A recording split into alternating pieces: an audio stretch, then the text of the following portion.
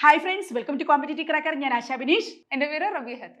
ആർപ്പുവിളിയോടെ CC app ഈ Onam CC learning ആപ്പിനൊപ്പം download ചെയ്യൂ, നേടൂ 10 ലക്ഷം രൂപ വരെയുള്ള സ്വർണ്ണ നാണയങ്ങൾ.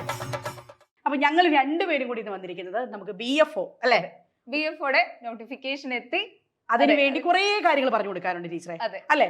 അപ്പൊ BFO സത്യം പറയാൻ ഒരുപാട് പേര് കാത്തിരിക്കുന്ന ഒരു എക്സാം ആണ്. അതിൽ തന്നെ എന്താ ഇപ്പൊ ഈ റീസെന്റ് 3-ാം തീയതിയാണ് ലാസ്റ്റ് ഡേറ്റ് എന്ന് പറയുന്നത്. ആപ്ലിക്കേഷൻ അയക്കാനുള്ള ലാസ്റ്റ് ഡേറ്റ് 3-ാം തീയതിയാണ് മക്കളെ.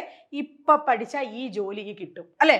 അതെ, കൃത്യമായിട്ടുള്ള ഒരു സ്റ്റഡി പ്ലാനോട് കൂടിയിട്ടാണ് നമ്മൾ ഏത് ഏരിയ ഫോക്കസ് ചെയ്യണം എന്നുള്ളത് നോക്കിക്കൊണ്ടാണുള്ള ആ ഒരു സ്റ്റഡി പ്ലാൻ ആണ് ഇനിയുള്ള ദിവസങ്ങളിൽ ആവശ്യമായിട്ടുള്ളത്. അത് പറഞ്ഞു തരാൻ വേണ്ടിയാണ് BFO എങ്ങനെ പഠിക്കണം, പഠിക്കുമ്പോൾ എന്തൊക്കെ ശ്രദ്ധിക്കണം. കാരണം SCRT ഒക്കെ പുതിയ പാഠപുസ്തകങ്ങൾ വന്ന സമയമാണ്. അതുകൊണ്ട് തന്നെ ആ പാഠഭാഗമൊക്കെ മാറ്റി നിങ്ങൾ പുതിയ പാഠഭാഗങ്ങളൊക്കെ ഉൾക്കൊണ്ട് വേണം പഠിക്കാനായിട്ട്. അങ്ങനെ പഠിച്ചാലാണ് നിങ്ങൾക്ക് കൂടുതൽ മാർക്കുകൾ കിട്ടുക. അപ്പോൾ സ്റ്റഡി പ്ലാൻ നിങ്ങളോട് റിവീൽ ചെയ്യുകയാണ് എങ്ങനെ പഠിക്കണം. ആദ്യം സിലബസ് കൊടുത്താലോ? അതെ മിസ്സേ, തീർച്ചയായും. അതായത് നമ്മുടെ സിലബസിൽ നമ്മൾ നോക്കുമ്പോൾ മെയിൻ ആയിട്ട് എന്ന് പറഞ്ഞാല് നമ്മൾ ആദ്യം തന്നെ നോക്കേണ്ടത് ഏറ്റവും കൂടുതൽ മാർക്ക് നമുക്ക് സ്കോർ ചെയ്യാൻ പറ്റുന്ന ഏരിയ ആണല്ലേ മിസ്സേ. ഏറ്റവും നമുക്ക് മാർക്ക് എവിടെ പഠിച്ചാലാണ് നമുക്ക് മാർക്ക് ഏറ്റവും കൂടുതൽ കിട്ടുന്നത്. അതായത് അപ്പൊ അതിന് നമുക്ക് എന്ത് പറയാൻ പറ്റും? കോർ ഏരിയ എന്ന് പറയാൻ പറ്റും അല്ലെ. കോർ ഏരിയ ഈ വിഷയത്തിന്റെ ഒരു നിങ്ങൾ ഇങ്ങനെ പഠിച്ചാൽ ഈ കോർ ഏരിയ ഫോക്കസ് ചെയ്ത് കഴിഞ്ഞു കഴിഞ്ഞാൽ നിങ്ങൾക്ക് എന്ത് ചെയ്യാൻ പറ്റും? കൂടുതൽ, അതായത് കട്ട് ഓഫിനുള്ളിൽ കടന്ന് റാങ്ക് ലിസ്റ്റിലേക്ക് വരാനായിട്ട് സഹായകരമായ ഈ ഒരു പരീക്ഷയുടെ കോർ ഏരിയാസ്. അതിൽ ഫസ്റ്റ് നമ്മുടെ വിഷയം തന്നെയാണ് അല്ലെ, കറന്റ് അഫയേഴ്സ് ആണ്. എന്തുകൊണ്ട് കറന്റ് അഫയേഴ്സ് 10 മാർക്ക് ഉറപ്പ് പറയാൻ പറ്റും? മിസ്സേ, നമ്മൾ അത്തരത്തിലൊരു സ്ട്രാറ്റജിയിലൂടെയാണ് നമ്മൾ കറന്റ് അഫയേഴ്സ് കൊടുക്കുന്നത്. അതായത് എത്ര മാസത്തെ കറന്റ് അഫയേഴ്സ് പഠിച്ച ഒരു ഉദ്യോഗാർത്ഥിക്ക് കിട്ടാൻ പറ്റും? നമ്മുടെ ഈ ഒരു BFOയുടെ എക്സാം നമ്മൾ നോക്കുന്ന സമയത്ത് 2025 കറന്റ് അഫയേഴ്സ് നമ്മൾ എന്തായാലും ഫോക്കസ് ചെയ്യേണ്ട ഏരിയയാണ്. 2025 കറന്റ് അഫയേഴ്സ് കയറിയുന്നു ടീച്ചറെ.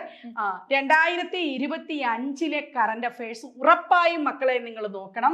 അതോടൊപ്പം തന്നെ ടീച്ചറെ ഞാൻ പറയുവാണെങ്കിൽ പറയും, ഈയിടെ നടന്ന PSC പരീക്ഷകൾ നോക്കണം.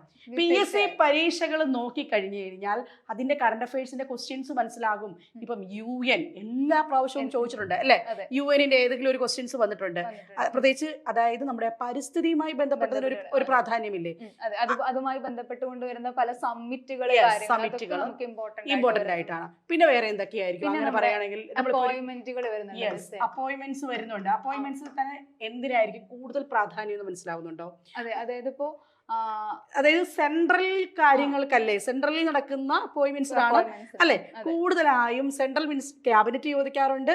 നമ്മുടെ കേരളത്തിൽ നടക്കുന്നതിനേക്കാളും കൂടുതൽ സെൻട്രലിൽ നടക്കുന്നതല്ലേ? അതെ, തീർച്ചയായിട്ടും അത്തരത്തിലുള്ള കറന്റ് അഫയേഴ്സ്. അതേ റീസൺ നമ്മൾ എക്സാമിനോട് എടുക്കുന്ന സമയത്ത് അത് എന്തായാലും അപ്ഡേറ്റ് ചെയ്ത് പോവേണ്ട ഒരു ഏരിയ കൂടിയാണ് കറണ്ട് ഈ അപ്പോയിന്റ്മെന്റുകൾ എന്ന് പറയുന്നത്. അപ്പോൾ നമുക്ക് മാറാൻ സാധ്യതയുള്ള ഒരു ഏരിയയാണത്. അടുത്തത് ഞാൻ പറയുകയാണെങ്കിൽ നിങ്ങൾ ഉറപ്പായും കേന്ദ്ര പദ്ധതികൾ പഠിക്കണം അല്ലെ. കേന്ദ്ര പദ്ധതികൾ എല്ലാ പരീക്ഷകൾക്കും ചോദിച്ചിട്ടുണ്ട്. പിന്നെ science and technology sure short area ആണ് അല്ലെ. സയൻസ് ആൻഡ് ടെക്നോളജിയിലെ ഏതെങ്കിലും ഒരു ക്വസ്റ്റ്യൻ, ചന്ദ്രയാൻ അങ്ങനെ നീണ്ടു കിടക്കുന്ന നമ്മുടെ റീസെന്റ് നടന്നിട്ടുള്ള നമ്മുടെ ആക്സിയം മിഷൻ ഒക്കെ ബന്ധപ്പെട്ടുകൊണ്ട്, പിന്നെ അതുപോലെ തന്നെ നൈസർ ബന്ധപ്പെട്ട് ഒക്കെ റീസെന്റ് 2025 നടന്നിട്ടുള്ള കാര്യങ്ങളാണ്. അപ്പോൾ ഇനിയുള്ള എക്സാമുകളിൽ എന്തായിട്ട് നമുക്ക് ക്വസ്റ്റ്യൻസ് ആ ഭാഗത്ത് നിന്ന് ശുഭാംശു ശുക്ല ഒക്കെ നമുക്ക് ചോദിക്കാവുന്ന ചോദ്യങ്ങളാണ്. അടുത്തത് നിങ്ങൾ എപ്പോഴും ട്രഡീഷണൽ ആയിട്ട് തന്നെ കിട്ടുന്ന അവാർഡുകൾ വിട്ടുകളയേണ്ട. അവാർഡുകൾ കിട്ടിയ ആൾക്കാരുടെ പുതിയ പുസ്തകങ്ങള്, പത്മ അവാർഡുകൾ, ഇങ്ങനെ അവാർഡുകൾക്ക് ഒരു വലിയ ഒരു കാറ്റഗറി തന്നെ പഠിക്കാനുണ്ട്. എനിക്ക് നമ്മൾ എക്സ്ക്ലൂസീവ്ലി അവാർഡുകളുടെ വീഡിയോസ് യൂട്യൂബിൽ ഇട്ടിട്ടുണ്ട്. അപ്പൊ അവാർഡുകൾ നിങ്ങൾ മലയാളം ലിറ്ററേച്ചറുമായി ബന്ധപ്പെട്ട എല്ലാ അവാർഡുകളും കഴിഞ്ഞ ഒരു മാസത്തിനുള്ളിൽ ഞാൻ ചെയ്തിട്ടുണ്ട്. നിങ്ങൾ അത് അവാർഡുകൾ ഒന്ന് നോക്കുന്നത് നല്ലതായിരിക്കും. ഇനി എന്താണ് ഇത് പറയാനുള്ളതാണെങ്കിൽ, പിന്നെ അതുപോലെ കേന്ദ്ര പദ്ധതികൾ പറഞ്ഞ പോലെ തന്നെ നമ്മുടെ സംസ്ഥാന സർക്കാരിന്റെ പദ്ധതികളും ഒക്കെ നമുക്ക് നോക്കാനുള്ള. സംസ്ഥാന സർക്കാരിന്റെ പദ്ധതികൾ പഴയതുപോലെ പഠിക്കുകയല്ലേ. ഇപ്പം എന്തിനു വേണ്ടി ശ്രുതി തരംഗം ചോദിക്കുന്നു എന്ന് പറയുന്നത് മാത്രമായിരിക്കത്തില്ല ഇപ്പം വരുന്നത്. ഇപ്പം കോക്ലിയർ പ്ലാന്റേഷന് വേണ്ടി എത്ര രൂപയാണ് ചിലപ്പം അലോക്കേറ്റ് ചെയ്യുന്നത്. അങ്ങനെ അതിന്റെ ഫീച്ചേഴ്സ് നന്നായി പഠിക്കുന്നവർക്കാണ് പരീക്ഷയ്ക്ക് ക്ലിയർ ചെയ്യാൻ സാധിക്കുന്നത് അല്ലേ, സ്റ്റേറ്റ്മെന്റ് ആകുവാണെങ്കിൽ. അതെ, പിന്നെ അതുപോലെ തന്നെ അതിന്റെ ഏത് നോഡൽ മിനിസ്ട്രിയാണ്. ഇപ്പൊ നമ്മൾ കേന്ദ്ര പദ്ധതികൾ നോക്കുകയാണെന്നുണ്ടെങ്കിൽ ഏത് മിനിസ്ട്രിയുടെ അണ്ടറിലാണ് ഈ ഒരു പദ്ധതി? സാമൂഹ്യ സുരക്ഷയാണോ, വനിതയാണോ, ഇങ്ങനെ ഏത് വകുപ്പാണ് ഇത് നടത്തുന്നത് എന്നൊക്കെയുള്ളത് സ്റ്റേറ്റ്മെന്റ് ബേസ് ക്വസ്റ്റ്യൻ ആയിട്ട് വരാൻ സാധ്യതയുണ്ട് അല്ലെ. അപ്പൊ ഏകദേശം കറണ്ട് അഫയേഴ്സ് എന്ന് പറഞ്ഞൊരു വലിയ വാസ്റ്റ് ആയിട്ടുള്ള ഏരിയ ആണ്. BFOയ്ക്ക് എന്ത് കറണ്ട് അഫയേഴ്സ് പഠിക്കണം എന്നുള്ളത് നമുക്ക് എക്സ്ക്ലൂസീവായ ഒരു വീഡിയോ ചെയ്യാം. ഫസ്റ്റ് BFO പറയൂ. പിന്നെ നമ്മുടെ റീസണിങ് കാര്യങ്ങളുമായി ബന്ധപ്പെട്ടുകൊണ്ടുള്ളതാണ്. എന്തുകൊണ്ടാണ് റീസണിങ് നമ്മൾ പറയുന്നത്? റീസണിങ് എന്ന് പറയുമ്പോൾ നമുക്ക് പഠിച്ചെടുത്താല് കിട്ടും, നമുക്ക് സ്കോർ ചെയ്യാൻ പറ്റുന്ന, ഫുൾ മാർക്ക് സ്കോർ ചെയ്യാൻ പറ്റുന്ന ഒരു ഏരിയ തന്നെ. അതായത് പരീക്ഷ കഴിയുന്ന ഹോളിൽ തന്നെ നമുക്ക് പറയാൻ പറ്റും ഇത്ര മാർക്ക് കിട്ടും. അപ്പം അതാണ് അതിന്റെ ഒരു ആഡ് ഓൺ എന്ന് പറയുന്നത്. എന്താണ്? റീസണിങ്. പിന്നെ അതുപോലെ നമ്മുടെ ഇംഗ്ലീഷും അതുപോലെ തന്നെ നമുക്ക് ഇത് ഇപ്പോ നമുക്ക് കറണ്ട് അഫയേഴ്സ് എന്ന് പറയുമ്പോൾ നമുക്ക് ഒന്നുകൂടെ വാസ്റ്റ് ഏരിയ ആണ്, കുറച്ചുകൂടെ പഠിക്കാനുണ്ട് പറയും. പക്ഷെ ഈ ഭാഗങ്ങൾ നമ്മൾ നോക്കുന്ന സമയത്ത് നമുക്ക് പഠിച്ചാല് കൃത്യമായിട്ട് കിട്ടുന്ന, സ്കോർ ചെയ്യാൻ പറ്റുന്ന ഏരിയകളാണ് ഈ പറയുന്ന റീസണിങ് ആയാലും അതുപോലെ തന്നെ മാത്സ് ആയാലും ഇംഗ്ലീഷ് ആയാലും നമുക്ക് പറയുന്നത്, അല്ലേ മിസ്? അതിനകത്ത് ഞാൻ അങ്ങനെ പറയുകയാണെങ്കിൽ നമ്മളൊരു ഓർഡർ കൊടുക്കുവാണെങ്കിൽ ഞാൻ ആദ്യത്തെ ഹൈ പ്രയോറിറ്റി മലയാളത്തിനേക്കാൾ കൂടുതൽ ഇംഗ്ലീഷ് കൊടുക്കും, അല്ലേ? പെട്ടെന്ന് നമുക്ക് ഷുഗർ ഷോർട്ട് ആയിട്ട് കിട്ടുന്നത് 1 ഇത് കൊടുക്കും, 2 ഇത് കൊടുത്തിട്ട് ഞാൻ മൂന്നാമത്തത് ഇത് കൊടുക്കത്തുള്ളൂ. കാരണം റീസണിങ് ആണ്, കുറച്ച് സമയം AB പോയിട്ട് വരാം, അല്ലെ?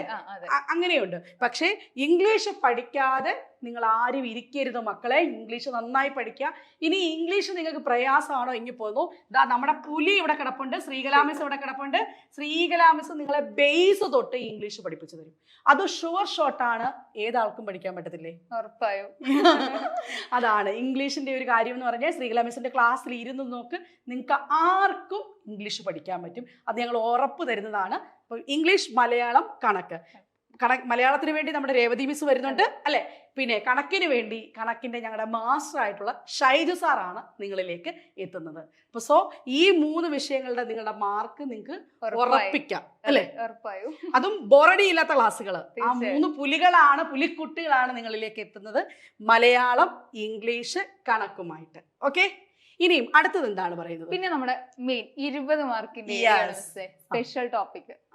ഈ 20 മാർക്ക് ഈ പരീക്ഷയ്ക്ക് വളരെ പ്രധാനപ്പെട്ട ഒരു കാര്യമാണ്. അപ്പം റാങ്ക് ഫെയിൽ നോക്കി മാത്രം പഠിക്കാൻ നിൽക്കണോ?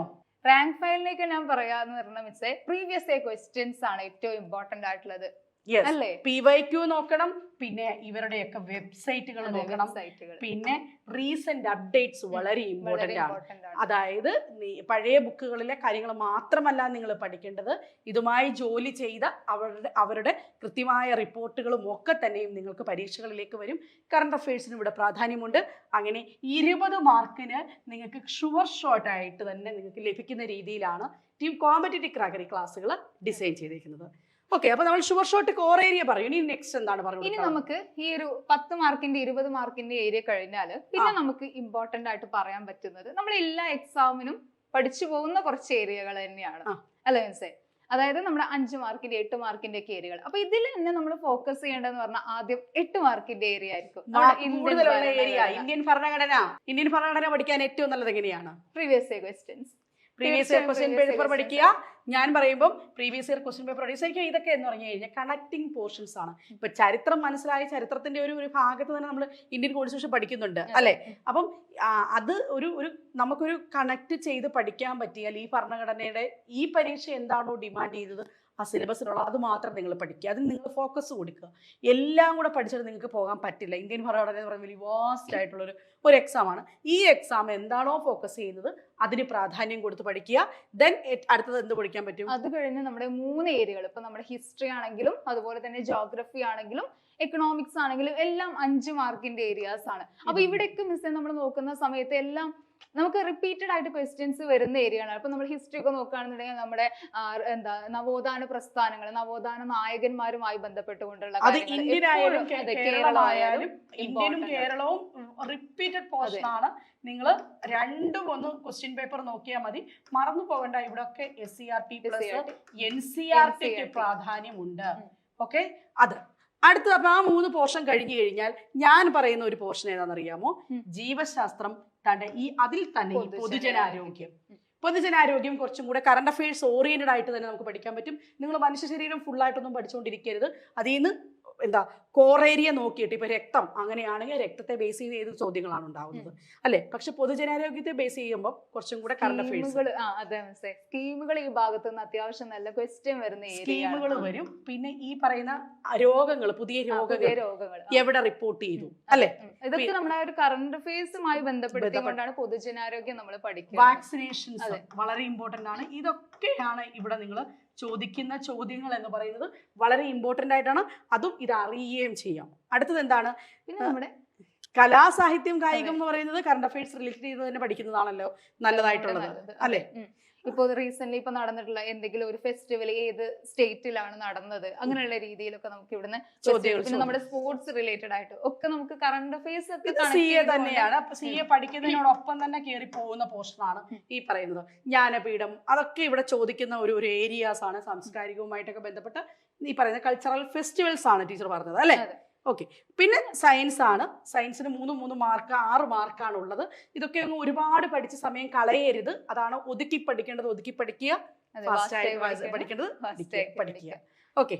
ഇനി നെക്സ്റ്റ് എന്തിലേക്കാണ് പറയാനുള്ളത്? ഇനി മിസ് ഇനി നമ്മുടെ CCയുടെ സ്റ്റഡി പ്ലാൻ എന്താണ് എന്നുള്ളതാണ് ഇനി നമ്മൾ നോക്കാൻ പോകുന്നത്. കാരണം കൃത്യമായിട്ടുള്ള ഒരു സ്റ്റഡി പ്ലാൻ ആണ് ഇനി വേണ്ടത്. അപ്പൊ നമ്മൾ കോർ ഏരിയാസ് ഏതൊക്കെയാണ് ഫോക്കസ് ചെയ്ത് പഠിക്കേണ്ടതുണ്ടോ, ഇനി നമ്മൾ എന്താണ് നമ്മൾ പ്രൊവൈഡ് ചെയ്യുന്നത്. ഓക്കെ. അപ്പോ ഇതാണ് നമ്മുടെ സ്റ്റഡി പ്ലാൻ എന്ന് പറയുന്നത്. അതായത് നമ്മൾ കൃത്യമായിട്ട് ഫോക്കസ് ചെയ്യേണ്ട. അപ്പൊ നമ്മൾ പറഞ്ഞു ഏത് ഏരിയയിലാണ് ഏറ്റവും മാർക്ക് നമുക്ക് സ്കോർ ചെയ്യാൻ പറ്റുന്നത്, ആ ഏരിയയും അതോടൊപ്പം തന്നെ ബാക്കിയുള്ള ഏരിയകളെ നമ്മൾ ഒരിക്കലും നെഗ്ലക്ട് ചെയ്യുന്നില്ല.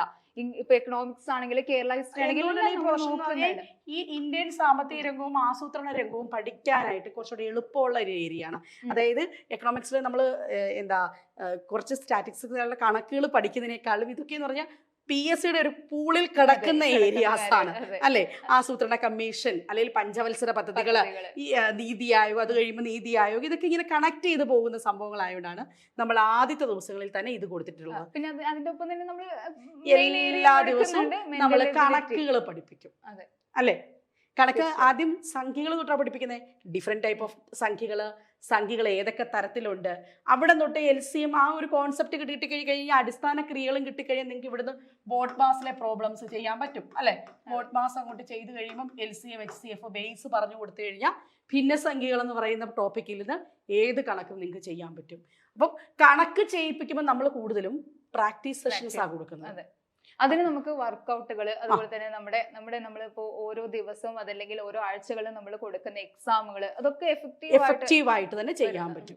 ഇനി അടുത്തത് പ്രയാസമുള്ള ഏരിയാസ് തന്നെ രണ്ടാമത്തെ ദിവസവും കൊടുത്തു. പക്ഷേ മാർക്ക് സ്കോറിംഗ് നോക്കിയിട്ടാണ് ഞങ്ങൾ ചെയ്യുന്നത്. സ്പെഷ്യൽ ടോപ്പിക് ആദ്യത്തെ ദിവസം തൊട്ട് തന്നെ നമ്മൾ കൊടുത്തു തുടങ്ങുന്നുണ്ട് അല്ലെ? ഡെഫിനിഷൻ ഓഫ് ഫോറസ്റ്റ്, അത് അവിടെ തൊട്ടാണ് നമ്മൾ തുടങ്ങുന്നത്.